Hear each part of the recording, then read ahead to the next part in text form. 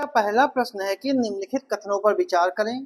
पहला है, साम्राज्य विस्तार के संदर्भ में अकबर ने सबसे पहला आक्रमण 1561 में गोंडवाना के गढ़कटंगा राज्य पर किया था और गढ़कटंगा के प्रसिद्ध हिंदू राज्य की स्थापना अमनदास ने की थी। तो इसका कौन सा कथन जो है वो सही है? एक और दो दोनों, केवल एक, ना तो एक ना ही दो, या फिर केवल दो। तो जो इसका सही जो आंसर है वो आपका है डी ऑप्शन, केवल दो। मतलब दूसरा कथन जो है वो सही है, क्योंकि अकबर ने पहला आक्रमण जो है वो 1561 में उन्होंने मालवा पर किया था, ना कि गढ़कटंगा पे। और उसमें मालवा का शासक जो था वो बाज बहादुर था। इस युद्ध में बाज बहादुर की पत्नी रूपमती ने जहर खाकर अपने सतीत्व की रक्षा की थी। बाज बहादुर और रूपमती की समाधि जो है वो उज्जैन में है। 1561 में ही अकबर ने चुनार का किला भी जीता था। चुनार का किला भी 1561 में अकबर ने जीता था। जबकि गढ़कटंगा का जो युद्ध है, ठीक है, ये जो हुआ था वो 1564 में हुआ था। ठीक है, अकबर ने गोंडवाना के गढ़कटंगा राज्य को जीता, जिसकी राजधानी जबलपुर के पास स्थित चौरागढ़ थी। और उस समय वहां की शासिका महोबा के चंदेल राजकुमारी दुर्गावती थी। और गढ़कटंगा के हिंदू राज्य की स्थापना जो है वो अमनदास ने की थी। गढ़कटंगा राज्य को बाद में संग्राम शाह के छोटे पुत्र चंद्र शाह को लौटा दिया गया था। अगर इसके अलावा कुछ अभियानों की बात करें तो 1572 में अकबर ने गुजरात पर आक्रमण किया, जिसका मुख्य कारण जो है इसकी समृद्धशीलता और विश्व व्यापार का प्रमुख केंद्र हुआ। और गुजरात विजय के दौरान ही अकबर ने पहली बार समुद्र के दर्शन किए और पहली बार पुर्तगाली व्यापारियों से भेंट की थी। एक इतिहासकार है विंसेंट स्मिथ, जिन्होंने अकबर के 1573 के गुजरात के द्वितीय अभियान को ऐतिहासिक द्रुतगामी आक्रमण कहा है। जबकि विंसेंट आर्थर स्मिथ, जो साम्राज्यवादी विचारधारा से संबंधित थे, वो 20वीं शताब्दी के विंसेंट स्मिथ जो थे वो 20वीं शताब्दी के इतिहासकारों में से सबसे प्रमुख थे और साम्राज्यवादी विचारधारा से प्रेरित थे। 1904 में प्रकाशित उनकी पहली पुस्तक अर्ली हिस्ट्री ऑफ इंडिया थी और प्राचीन भारत का पहला व्यवस्थित इतिहास है। वह एक आईसीएस अधिकारी थे जो भारत में ब्रिटिश सरकार की सेवा कर रहे थे। अगला प्रश्न है, विचार कीजिए कि बुलंद दरवाजा फतेहपुर सीकरी में स्थित है और मुगल शासक अकबर ने अपनी मालवा विजय की स्मृति में बुलंद दरवाजा बनवाया था। तो इनमें कौन सा कथन सही है? केवल एक, केवल ना तो एक ना ही दो, केवल दो, या फिर दोनों। तो जो इसका सही जो आंसर है वो आपका है ए ऑप्शन, केवल एक। मतलब पहला कथन जो है वो सही है और दूसरा कथन जो है वो गलत है, क्योंकि मुगल शासक अकबर ने अपनी गुजरात विजय की याद में फतेहपुर सीकरी में बुलंद दरवाजा बनवाया था। और यह दरवाजा जो है लाल और भूरे बलुआ पत्थर से बना हुआ है और इस पर सफेद और काले संगमरमर की नक्काशी की गई है। 1581 में अकबर ने काबुल पर अधिकार करके अपनी सौतेली बहन बख्तुन्निसा को काबुल का गवर्नर बनाया। यह पहला अवसर था जब किसी भारतीय शासक ने काबुल के ऐतिहासिक नगर में अपना कदम रखा। तो सही आंसर जो है वो ए ऑप्शन, कि बुलंद दरवाजा जो है वो गुजरात विजय के बाद बनाया गया था, उसकी याद में, ना कि मालवा विजय। अगला प्रश्न, निम्नलिखित कथनों पर विचार करें। अकबर की दक्षिण नीति मूल रूप से साम्राज्यवाद थी और अकबर ने अहमदनगर से संधि के फलस्वरूप बरार का प्रदेश प्राप्त किया था। तो कौन सा कथन सही है? केवल दो, केवल एक, दोनों, या फिर दोनों। जो इसका सही जो आंसर है वो आपका है सी ऑप्शन, इसके दोनों कथन जो हैं सही है। अकबर की दक्षिण विजय जो थी वो मूल रूप से साम्राज्यवादी थी। दक्षिण राज्यों में अकबर ने अहमदनगर, असीरगढ़ और खानदेश जीता। खानदेश को एक प्रकार से दक्षिण का प्रवेश द्वार कहते थे। अकबर ने अहमदनगर पर 1600 में अधिकार किया था। अकबर ने अहमदनगर के बहादुर शाह, जिनकी संरक्षिका जो चांद बीबी थी, उनको हराकर अहमदनगर जीता था। इस युद्ध के दौरान ही मुगल सबसे पहले मराठों के संपर्क में आए थे। 1601 में अकबर ने अपना अंतिम आगमन असीरगढ़ के किले पर किया था, जो अकबर का आखिरी युद्ध था। अकबर के समय ही 1564 में उज्बेकों ने विद्रोह किया था और यह उज्बेकों के का जो विद्रोह था वह अकबर के समय का पहला विद्रोह था। 1586 में अफगान बलूचियों ने भी विद्रोह किया और इसी अफगान बलूचियों के विद्रोह के दौरान ही बीरबल की मृत्यु हुई थी। और मुगल शासक अकबर के काल में 1599 में शाहजादा सलीम ने जहांगीर ने पुर्तगालियों के साथ षड्यंत्र करके विद्रोह किया था और इलाहाबाद में अपने आप को स्वतंत्र बादशाह घोषित किया था। सलीम के इशारे पर ही ओरछा के बुंदेला सरदार वीर सिंह देव ने अबुल फजल की हत्या कर दी थी। इसलिए सही आंसर जो है वो इसका सी ऑप्शन है। अगला प्रश्न है, निम्नलिखित कथनों पर विचार करें कि मुगल शासक शाहजहां ने सबसे पहले अनुवाद विभाग की स्थापना की थी या शुरुआत की थी, और दूसरा है रज्मनामा रामायण का फारसी भाषा में अनुवाद है जिसे हाजी इब्राहिम सरहिंदी के द्वारा किया गया था। तो इनमें कौन सा कथन सही है? केवल दो, दोनों, दोनों नहीं, या फिर केवल एक? तो जो इसका सही जो आंसर है वो आपका है सी ऑप्शन, ना तो एक ना ही दो, मतलब दोनों कथन जो हैं वो गलत है, क्योंकि मुगल शासक अकबर ने अनुवाद विभाग की शुरुआत की थी और इसीलिए महाभारत, रामायण, अथर्ववेद, भगवत गीता, पंचतंत्र का अनुवाद जो है वो संस्कृत से फारसी भाषा में संभव हो पाया था। मुगल काल में मुल्ला अब्दुल कादिर बादामी ने रामायण और सिंहासन बत्तीसी का फारसी में अनुवाद किया था। महाभारत का अनुवाद फैजी और अब्दुल कादिर बादामी द्वारा अकबर के आदेशों पर फारसी में किया गया था और उस महाभारत का नाम जो है वो रज्मनामा रखा गया था।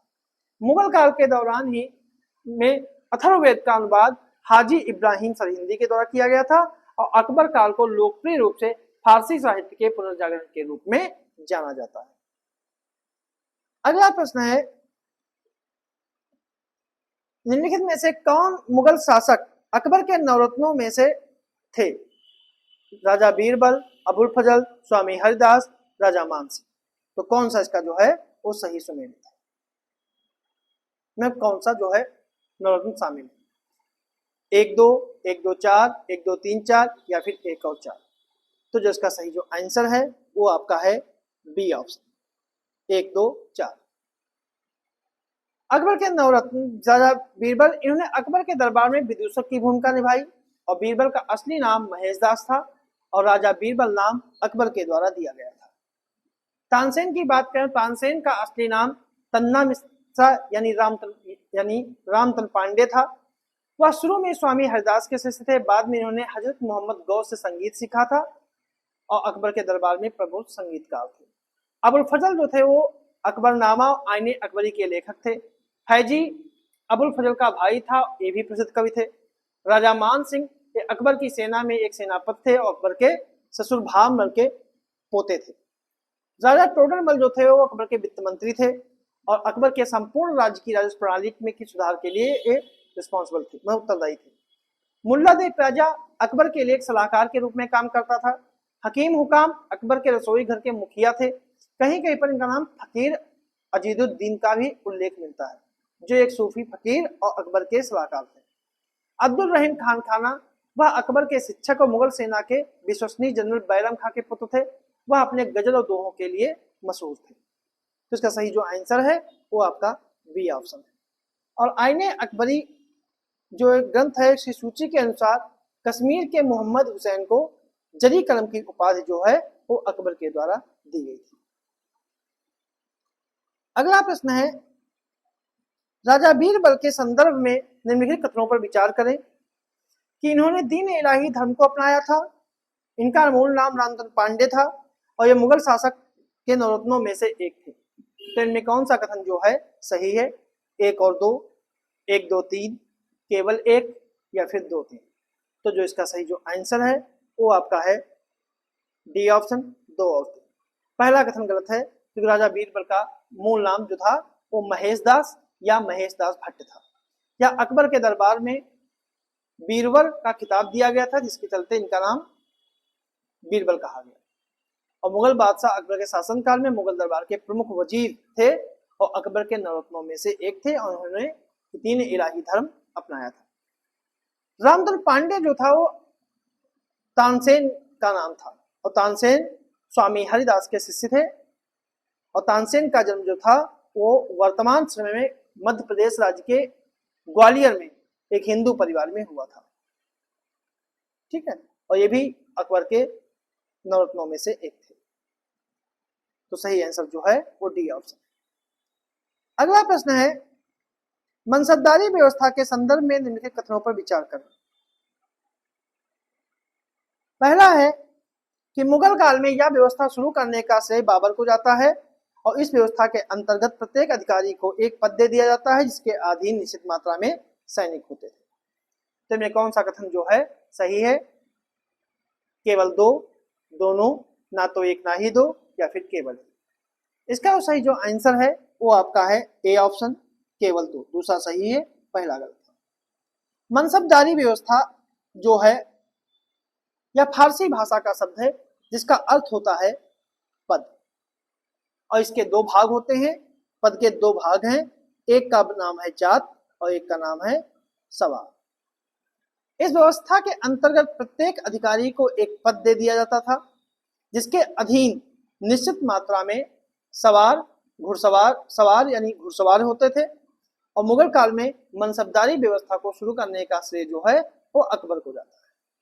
ठीक है, अकबर को जाता है, और जिसे लागू करने में अकबर मध्य एशिया और मंगोलों से प्रेरित था। मनसबदारों की नियुक्ति सैन्य विभाग का सर्वोच्च अधिकारी मीर बख्शी के द्वारा की जाती थी। अकबर के काल में जो सूबेदार होता था उसे सिपाही सलार कहते थे। जो राज्य का, जो प्रांतों का सूबेदार होता था उसे सिपाही सलार कहते थे। राजस्व विभाग के मुखिया को दीवान कहते थे। सैन्य विभाग के मुखिया को बख्शी कहते थे। प्रशासनिक मुखिया को, सरकार जिले में प्रशासनिक मुखिया को फौजदार कहते थे। और राजस्व वसूलने वाले अधिकारी को जो जिले में होता था उसे अमल गुजार कहते थे। और जिले में जो कानून व्यवस्था संभालता था उसे कोतवाल कहते थे। अगर तहसील की बात करें, तहसील में कानून व्यवस्था को संभालने वाले अधिकारी को सिकदार कहते थे और राजस्व वसूलने वाले अधिकारी को कानूनगो या आमिर कहते थे। अगर गांव प्रशासन की बात करें तो गांव में प्रधान को यानी ग्राम प्रधान को मुकद्दम कहते थे और लेखपाल को पटवारी कहते थे, और एक पद और होता था जिसे हम चौकीदार कहते थे। तो सही आंसर जो है वो ए ऑप्शन है। ठीक है, अगला प्रश्न है, निम्नलिखित में से कौन से विदेशी यात्री शाहजहां के शासनकाल में आए थे? फादर एक्काविया, पीटर मुंडी, राल्फ फिच और जीन बैटिस्ट ट्रेवेनियर। कौन सा सही है? एक और तीन, एक दो तीन, एक तीन चार, या फिर दो और चार। तो जो इसका सही जो आंसर है वो आपका है डी ऑप्शन, दो और चार। पीटर मुंडी और ट्रेवेनियर ये जो थे वो शाहजहां के शासनकाल में आए थे। और एक्काविया जो है ये अकबर के शासनकाल में आए थे, और राल्फ फिच भी अकबर के शासनकाल में ही आया था। अगर मुगल काल में विदेशी यात्रियों की बात करें तो अकबर के शासनकाल में Father Acquaviva, Antony Monserrate, Ralph Fitch, Xavier और पिन्होरो ये जो यात्री थे वो अकबर के शासनकाल में आए थे। अगर जहांगीर की बात करें तो जहांगीर के शासनकाल में William Hawkins, Sir Thomas Roe, Pietro della Valle, William Finch, Edward Terry और पेलसर्ट। अगर शाहजहां की बात करें तो शाहजहां के शासनकाल में पीटर मुंडी, जैन ट्रेवेनियर, फ्रांसीसी वर्नियर और निकोलो मनुची जैसे यात्री आए थे। तो ये थे हमारे आज के प्रश्न।